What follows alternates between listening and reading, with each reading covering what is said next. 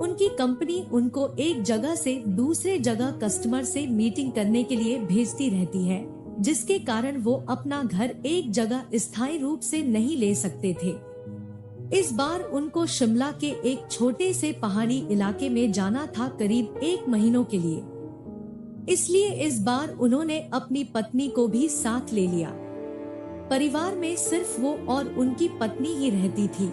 रोहित और उसकी पत्नी दोनों शिमला के लिए निकल पड़े। वैसे भी ठंड का मौसम था और शिमला में ऊपर से बहुत तेज ठंड पड़ रही थी। वो लोग अपने घर पहुंच चुके थे। अपने घर तक पहुंचने के लिए उनको बहुत संघर्ष करना पड़ा, क्योंकि घर छोटे से गांव में एक पहाड़ी इलाके में था, जिसकी वजह से दोनों बहुत थक चुके थे और रात के 2 बज चुके थे। जहां वो रह रहे थे वहां के घर एक दूसरे से बहुत दूर दूर थे। बाहर जोरों से ठंडी हवा और बर्फ गिर रही थी। दोनों आराम ही कर रहे थे कि अचानक उनको लगा कि किसी ने उनके घर का दरवाजा खटखटाया है। फिर उन्होंने सोचा कि क्या पता तेज हवा चलने की वजह से ऐसा हो रहा हो, इसीलिए उन्होंने उसको अनदेखा कर दिया। अगली सुबह रोहित जिस काम के लिए आया था उसके लिए वो निकल पड़ा। उसकी पत्नी घर में अकेले ही थी। उसको समझ नहीं आ रहा था कि वो घर में बैठे बैठे वक्त कैसे बिताए। उसने सोचा कि चलो क्यों न बाहर जाकर ही कुछ देख लिया जाए। बाहर ठंड तो थी पर हवा नहीं चल रही थी, इसीलिए उसने अपना स्वेटर पहना और बाहर निकलने को तैयार हो गई। जैसे ही उसने अपना घर का गेट खोला, वैसे ही देखती है कि घर के पास बने एक खम्बे के पीछे एक छोटा सा बच्चा खड़ा है, जो चुपके चुपके से उसे ही देख रहा है। रोहित की पत्नी ने उसको अपनी ओर बुलाया पर वो नहीं आया और वो वहाँ से भाग गया था। उस बच्चे ने कुछ नहीं बोला और न ही कुछ बताया। रोहित की पत्नी ने उससे उसके घर के बारे में पूछा, तब भी वो कुछ नहीं बोल रहा था। आखिर में उसका नाम पूछने पर उसने अपनी धीमी सी आवाज में अपना नाम सूरज बताया और फिर वहाँ से भाग गया था। अगले दिन भी कुछ ऐसा ही हुआ। वो लड़का उसको फिर से घूरे देखा जा रहा था। इस बार रोहित की पत्नी ने उस बच्चे को पकड़ लिया और पूछा कि तुम यहाँ क्या कर रहे हो। उस बच्चे ने कुछ नहीं बोला और न ही कुछ बताया। रोहित की पत्नी ने उससे उसके घर के बारे में पूछा, तब भी वो कुछ नहीं बोल रहा था। उसको उसका व्यवहार कुछ समझ नहीं आया। ये सिलसिला ऐसे ही चलता रहा। वो बच्चा रोज उसको खम्बे के पीछे से निहारता रहता था। उस दिन रविवार की रात थी। दोनों घर में अंगीठी के सामने आग ताप रहे थे, क्योंकि बाहर की हालत बहुत खराब थी। इतनी खराब कि कोई थोड़ी देर के लिए बाहर निकल जाए तो उसकी जान चली जाए। इतना तेज तूफान और भयानक ठंड थी। अचानक दरवाजा किसी ने खटखटाया। उन दोनों को फिर से लगा कि शायद हवा की वजह से ऐसा हो रहा हो। तभी फिर से किसी ने दरवाजा खटखटाया। इस बार खटखटाने की आवाज साफ आ रही थी। ये आवाज सुनकर दोनों डर गए, क्योंकि इतनी रात को वो भी जान ले लेने वाली ठंड में आखिर कौन हो सकता है। दोनों केवल एक दूसरे का मुंह देख रहे थे।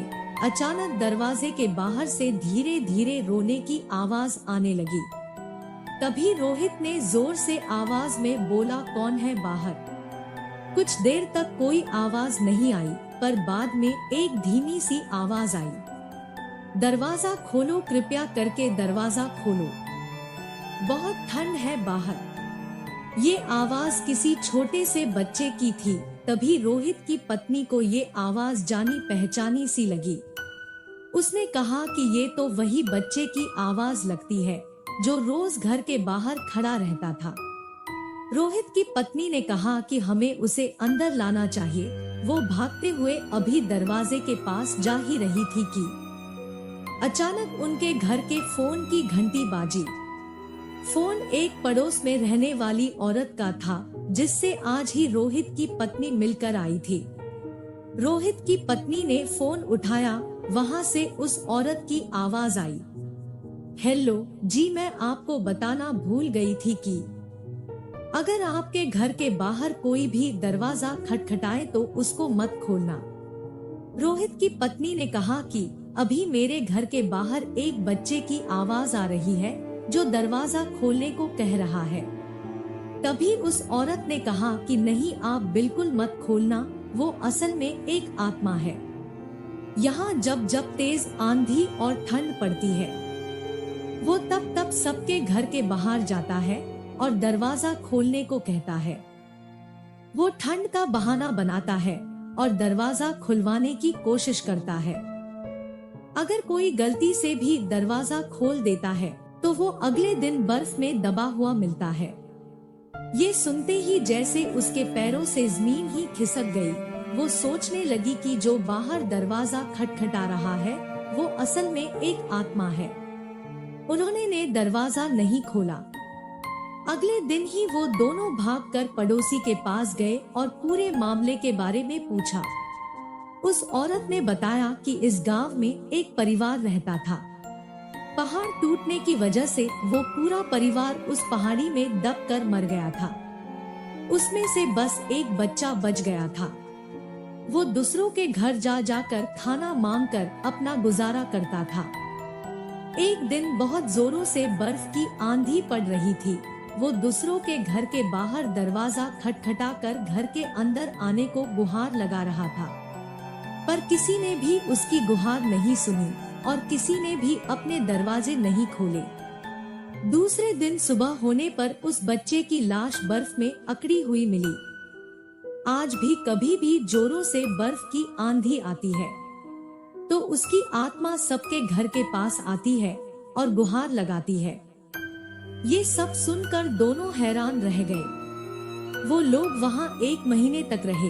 तब तक 2 से 3 बार उनके साथ ऐसा ही हुआ, लेकिन रोहित का काम खत्म हो जाने के बाद वो वहाँ से चले गए।